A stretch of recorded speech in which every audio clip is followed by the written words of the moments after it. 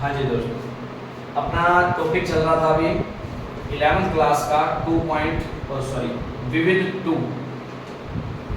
विविध मिसलेनियस का सेकंड बोलते हैं इसको।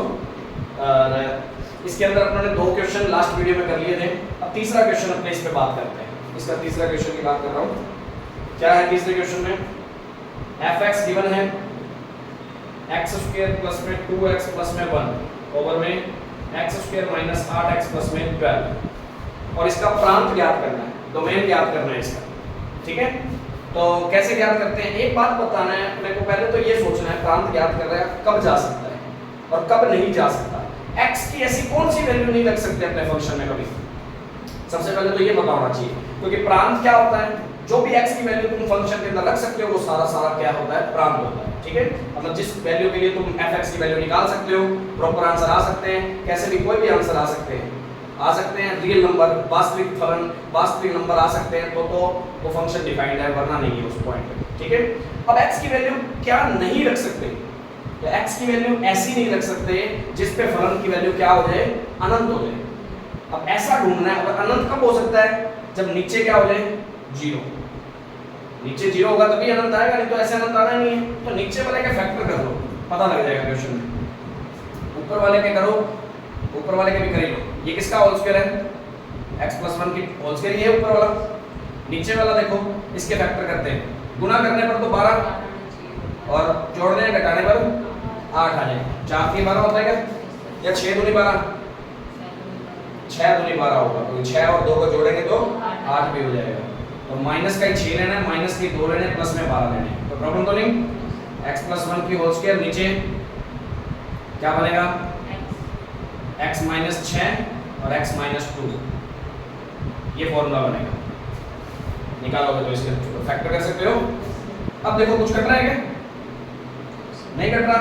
तो x की वैल्यू यदि मैं 6 रख देता हूं तो भी नीचे 0 बन जाएगा ना, और x की वैल्यू यदि मैं 2 रख देता हूं तो भी नीचे 0 बन जाएगा। इसका मतलब x की वैल्यू क्या क्या नहीं रख सकते?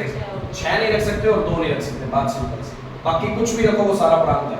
तो रियल नंबर में से तो f का प्रांत क्या हुआ?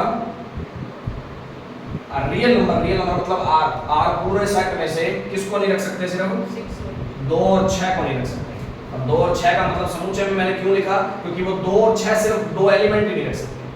समझ आ गई? तो r में से ये नहीं रख सकते, बाकी सारी वैल्यू रख सकते हैं। वो सारा का सारा क्या है? हमारा प्रांत है, डोमेन है इसका।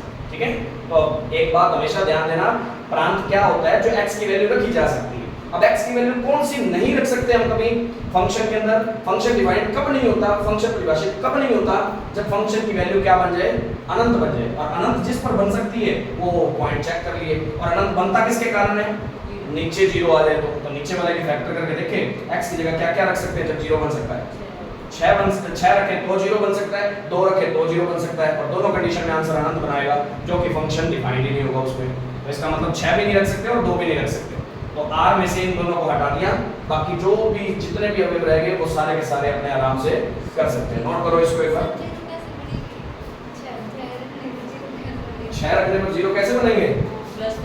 एक माइनस प्लस का 6 रखो इसको, x की जगह पे मैंने 6 रखा। आंसर कितना आया? नीचे 0 बन गया ना। हमने ऊपर कुछ ही बनना चाहिए, नीचे 0 बनते ही सारा काम 0, और नीचे 0 आ जाता है तो वो इनफाइनाइट आंसर बनाता है, अनंत बनाएगा। अनंत बनाएगा तो इसका मतलब फंक्शन डिफाइंड ही नहीं हुआ, क्योंकि अनंत कोई भी संख्या नहीं है।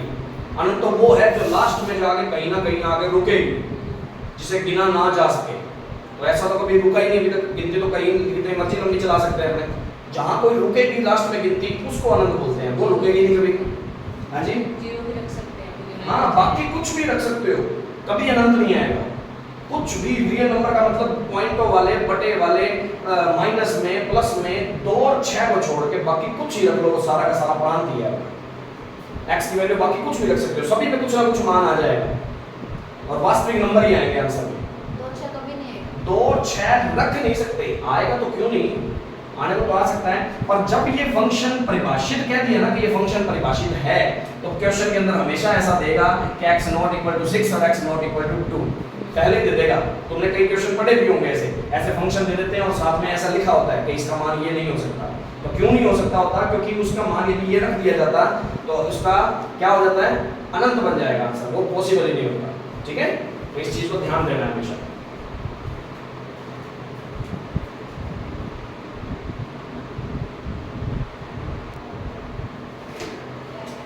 हाँ जी, अब अपने बात करते हैं फोर्थ क्वेश्चन की, विविध का फोर्थ क्वेश्चन, उसको कैसे करेंगे वो देखते हैं थोड़ा सा।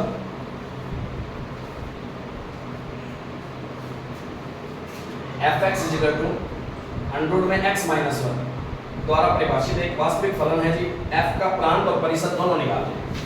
सोचो क्या क्या निकालना है, प्रांत और परिसर। तो x के मान क्या क्या रख सकते हैं, पहले तो ये सोचो। वास्तविक मान पूछ रहा है, वास्तविक फलन। वास्तविक फलन का मतलब आंसर सारा वास्तविक में आएगा, वास्तविक नंबर आएंगे कोई ना कोई आंसर। x मतलब इमेजिनरी नंबर नहीं आएंगे, काल्पनिक नहीं आएंगे। काल्पनिक कौन होते थे, मैंने कल भी बताया, अंडर रूट में माइनस नहीं बनना चाहिए, ठीक है, ये वो काल्पनिक हो जाता है। बाकी कोई भी कंडीशन हो वो सारी वास्तविक की होगी। इसकी जगह 1 रखता हूं तो 0 आ सकता है, चल जाएगा बात। पर 1 से छोटा रख दूं तो माइनस के मान स्टार्ट हो जाएंगे ना सारे। तो 1 से छोटे के लिए तो ये फलन क्या है, परिभाषित ही नहीं है, वास्तविक फलन बनेगा ही नहीं, ठीक है। वास्तविक फलन का मतलब 1 से छोटा आ गया तो सारे मान माइनस के होते जाएंगे, और अंडर रूट में माइनस वास्तविक नहीं होता कभी, वो काल्पनिक होते हैं, ठीक है। तो इसलिए एक भी ले सकते हैं, एक लेंगे तो 0 आ जाएगा, 0 तो आ ही सकता है। तो प्रांत में क्या आएगा, प्रांत अंतराल के रूप में लिखना पड़ेगा हमें। तो 1 ले सकते हैं और 1 से बड़ी कोई भी वैल्यू ले सकते हैं। अनंत लेते हैं तो अनंत के साथ हमेशा छोटा ब्रैकेट लगाते हैं, क्योंकि अनंत कोई संख्या नहीं है, ठीक है। प्रांत तो पता लग गया। परिसर पे आ जाओ, आंसर क्या क्या आएंगे। अब 1 रखा मान लो तो 0 से स्टार्ट होगा कहानी, और 2 रखते हैं तो 2 रखते हैं तो 1 अंडर रूट 1 उड़ जाए। 3 रखते हैं तो 3 माइनस 1 अंडर रूट 2, मतलब बढ़ता ही जा रहा है ना मान, कहाँ तक जाएगा। तो ये भी परिसर हो गया, बात समझ आ गई। इस तरीके से आंसर आएगा। सिंपल सा क्वेश्चन है, ठीक, करो नोट इसको।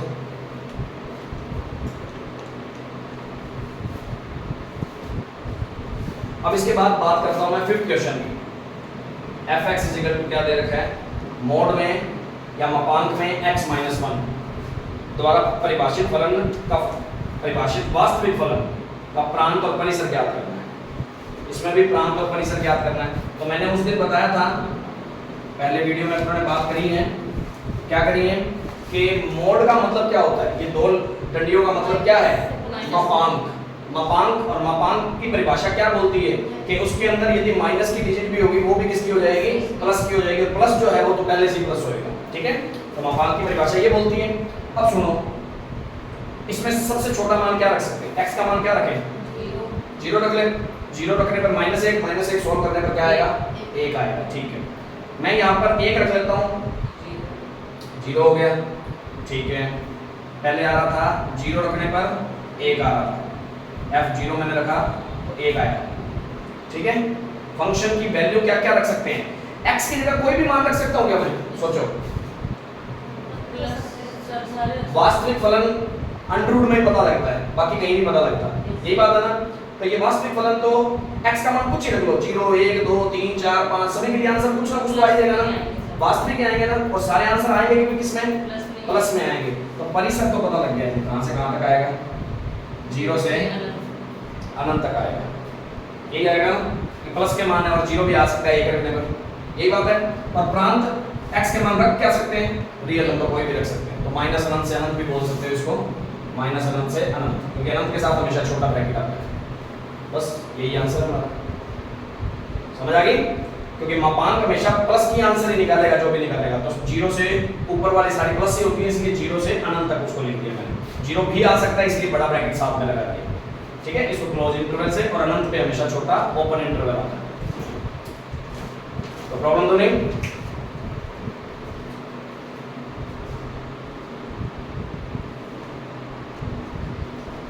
अब अपने बात करते हैं क्वेश्चन नंबर 6 की। वो बात करते हैं, अपने को दे रखा है फलन, किस तरीके से दे रखा है, x कोमा x स्क्वायर बटे में 1 प्लस x स्क्वायर, ये दे रखा है। और जहां x किसमें बिलोंग कर रहा है, r में, ठीक है जी। और r से r में एक फलन है, तो f का परिसर ज्ञात करना है।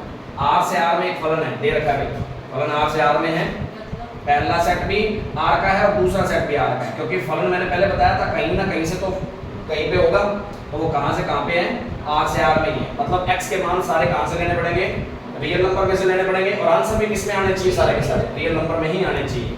समझ आ गई? यदि ऐसा है तो फलन परिभाषित है, वरना नहीं। इसका प्रांत क्या होगा वैसे देखें तो? अब सुनना, ये एक क्रमिक युग्म दे रखा है, ये x है और ये y है, ठीक है, या इसको अपने fx भी बोल सकते हैं, एक ही बात है, ठीक है। तो fx की वैल्यू क्या मिल गई हमें, x स्क्वायर प्लस में 1 प्लस x स्क्वायर, और यहाँ कंडीशन दे रखी है x किस में से मान लेने हैं, तो रियल नंबर में से x के मान लेने हैं, x की कंडीशन दे रखी है ना, तो प्रांत इसीलिए उसने पूछा ही नहीं। तो प्रांत कौन है इसका, रियल नंबर है, क्योंकि x के जहां से मान लिए जा सकते हैं, जो मान लिए जा सकते हैं वही होता है प्रांत हमारा। तो प्रांत उसने पूछा भी नहीं। अब वो पूछता है परिसर क्या आएगा। परिसर मतलब x का मान कोई भी रखते जाओ, तो सबसे पहले 0 ही रख लेते हैं, 0 रखते हैं, इसमें से 0 आएगा, ठीक है। अब दोनों में क्या लगी हुई है, स्क्वायर लगी हुई है, तो माइनस के कोई भी मान लेंगे फिर भी आंसर किसका बनेगा, प्लस में ही आएगा ना, और जोड़ने घटाने पर भी प्लस ही है, आएगा ना, क्योंकि कोई भी राशि लेते हैं, -1 भी लेते हैं तो -1 का स्क्वायर प्लस हो जाएगा, नीचे भी -1 का स्क्वायर प्लस हो जाएगा, और उसमें एक जोड़ना ही तो है, घटाना तो है ही नहीं, तो आंसर माइनस आने के तो चांस बनेंगे ही नहीं। सारे के सारे आंसर किस में आएंगे, प्लस में आएंगे। अब प्लस में कौन से टाइप के आएंगे वो देखते हैं थोड़ा सा। तो 0 तो आ सकता है भाई, तो f का परिसर कितना बनेगा, 0 तो आ सकता है। 0 कब आएगा, जब x की वैल्यू 0 रख दूंगा। अब 1 रखता हूं तो 1/2 1/2 आएगी, फिर हाँ जी 1 रखा और यहाँ भी 1 रखा, तो 1/1 + 1 कितना होता है, 1/2। रख के देख लेते हैं, 1 का स्क्वायर 1 + 1 का स्क्वायर, तो आंसर कितना बनेगा, 2 रखता है। नहीं सीधा नहीं, ऐसे रख सकते हैं। तो 2 रखते हैं, तो 2 का स्क्वायर 4 और बटे में कितना आएगा, 5। ये भी क्या है, 1/2 भी 0 से छोटा है, तो 0 से बड़ा है, पर 1 से क्या है, छोटा। ये भी आंसर हमेशा 1 से छोटा आएगा। हमेशा आंसर क्या आएगा इसका, 1 से छोटा ही आएगा। क्यों, क्योंकि नीचे वाले में एक संख्या बढ़ के आ रही है, ऊपर तो x स्क्वायर है, नीचे x स्क्वायर में कितना हो रहा है, हर बार 1 बढ़ेगा। 3 रख के देख लो, 9 बटे में कितना बन जाएगा, 10 बन जाएगा। मतलब हमेशा एक संख्या नीचे बढ़ रही है, और नीचे बड़ी संख्या होती है और ऊपर छोटी संख्या होती है, तो आंसर हमेशा 1 से क्या आता है, छोटा। तो इसका जो परिसर बनेगा वो 0 से लेके 1 के बीच में बनेगा। पर क्या 1 कभी आ सकता है, 1 कब आएगा, जब अनंत बनेगा। जब क्या बनेगा, अनंत बनेगा। अनंत रखेंगे तब जाके आएगा कहीं 1।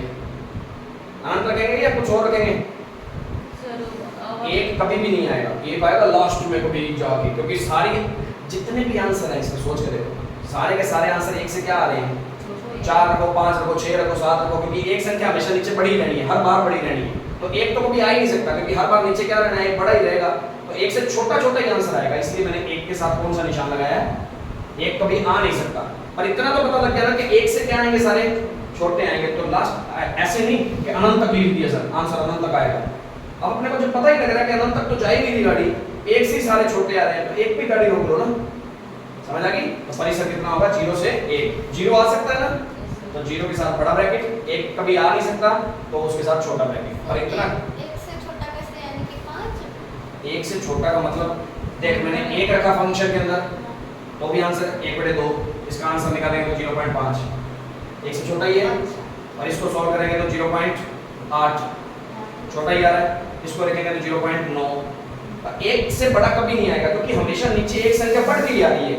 अब नीचे हमेशा बड़ी संख्या हो रही है, ऊपर हमेशा छोटी संख्या हो रही है, तो हमेशा वो छोटा ही आंसर निकालेगा 1 से, आगे 1 पे कभी जाएगा ही नहीं, 0 पॉइंट समथिंग ही आंसर आएगा हमेशा। ठीक है ना? तो इसका परिसर सीधा डायरेक्ट लिख सकते हो, कर लोगे?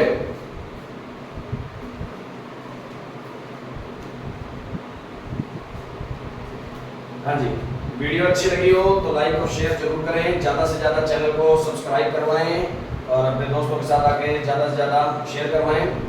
और कोई प्रॉब्लम लगती है तो कमेंट बॉक्स में आप बता सकते हैं। Thank you.